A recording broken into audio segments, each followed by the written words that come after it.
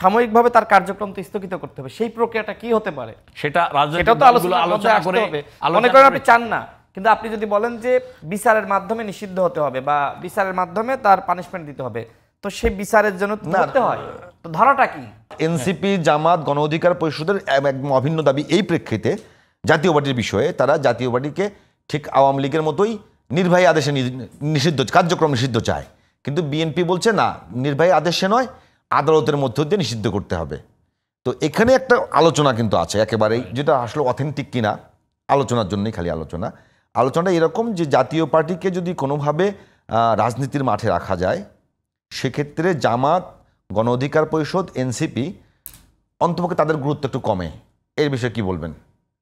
না, এটা মাঠের আলোচনা না, আপনি যেটা বলছেন এটা একেবারে অমূলক উড়িয়ে দেওয়া যায় না, কিন্তু আপনি ভোটের ক্ষেত্রে আপনি দেখেন আজকের বাংলাদেশে যে নির্বাচন নিয়ে যে অচল অবস্থা, সংকট তৈরি হচ্ছে নতুন করে, পিআর পদ্ধতি বলেন, সাংবিধানিক বিষয় বলেন, আপনি তো একটা কোন ফোরামে আপনি এই কনস্টিটিউশনাল এই 19টি মৌলিক পয়েন্টে জাতীয় ইস্যুতে আপনি একটা দলীয় ফোরামে কি আপনি করতে পারবেন?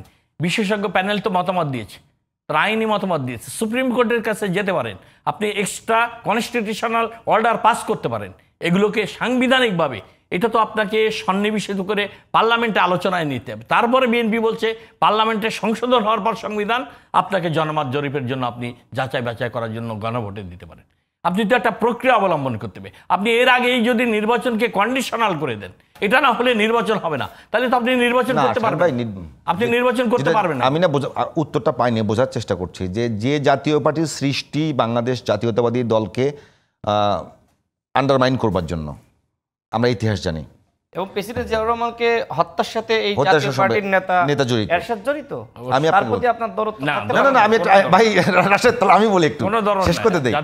আমি আজকে যে জাতীয় পার্টি থাকাই যাবে না, যে জাতীয় পার্টি দীর্ঘ সময় আওয়ামী লীগের সঙ্গে থেকে বিএনপির ওপরে যে নির্যাতনগুলো হয়েছে, যে নিষ্পেষণগুলো হয়েছে, সেগুলোর বৈধতা দান করেছে, তো সেই জাতীয় পার্টিকে নিয়ে বিএনপির আচরণটা একটু নরম কেন? নরম না, বিএনপি খুনি হাসিনার দোসর হিসেবে জাতীয় পার্টি তো চিহ্নিত।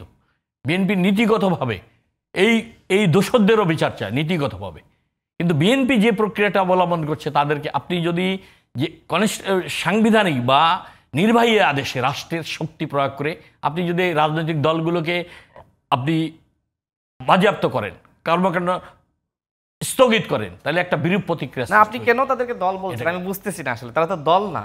হ্যাঁ, তারা কি দল? আমি জাস্ট আপনার কাছে যদি ফ্যাসিস্টের দোসর হিসেবে তো তারা একটা জায়গায় রয়েছে, জাতীয় পার্টি একটা জায়গায় দল না। আমি বলছি তারা তো দল না।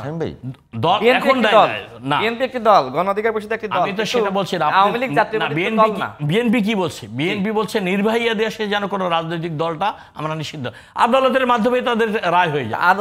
আদালতে যেতে হলে তো আপনাকে আগে ধরতে হবে, অবশ্যই ধরতে হবে, ধরা তো হচ্ছে না। হ্যাঁ, সেটা ধরতে হবে। আপনি নিষিদ্ধ চান না, কিন্তু অন্য একটা রাজনৈতিক দলগুলো আলোচনা করে ঠিক আমি বলছি আপনি মনে করেন নিষিদ্ধ চান না, তাহলে অন্য একটা প্রক্রিয়ায় সাময়িকভাবে তার কার্যক্রম তো স্থগিত করতে হবে, সেই প্রক্রিয়াটা কি হতে পারে? সেটা তো আলোচনা করে মনে করেন আপনি চান না, কিন্তু আপনি যদি বলেন যে বিচারের মাধ্যমে নিষিদ্ধ হতে হবে বা বিচারের মাধ্যমে তার পানিশমেন্ট দিতে হবে, তো সেই বিচারের জন্য ধরতে হয়, তো ধরাটা কি?